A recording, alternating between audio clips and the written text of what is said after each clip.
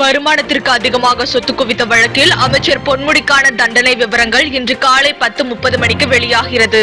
பொன்முடி வழக்கில் தண்டனை அறிவிக்க உயர்நீதிமன்றத்தில் 2வது வழக்காக இப்பட்டியலிடப்பட்டுள்ளது.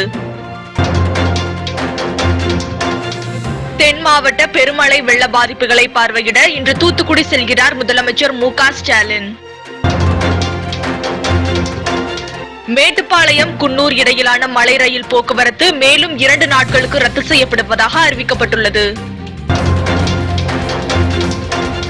புதுக்கோட்டை மாவட்டம் கந்தர்வக்கோட்டை சுற்றுவட்டார பகுதிகளில் இரவு முதல் பரவலாக மழை பெய்து வருகிறது.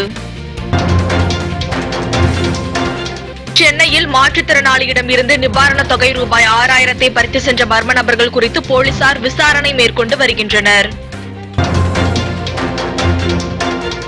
சென்னை மணலியில் வழக்கறிஞரை தாக்கிய நவீன், சீனிவாசன், சந்தோஷ்குமார், பாரதி ஆகிய 4 பேர் கைது செய்யப்பட்டுள்ளனர்.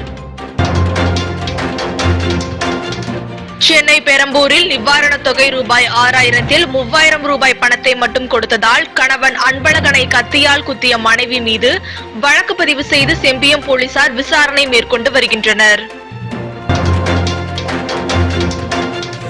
நாகை, நாகூர், சிக்கல், காக்கலனி, தேவூர், திருமகள், வேளாங்கண்ணி, கீழ்வேலூர் உள்ளிட்ட பகுதிகளில் நள்ளிரவில் கனமழை பெய்தது. தென் மாவட்ட வெள்ள பாதிப்பு காரணமாக குறைந்த அளவிலான பயணிகளுடன் சென்னைக்கு புறப்பட்டது செந்தூர் எக்ஸ்பிரஸ் ரயில்.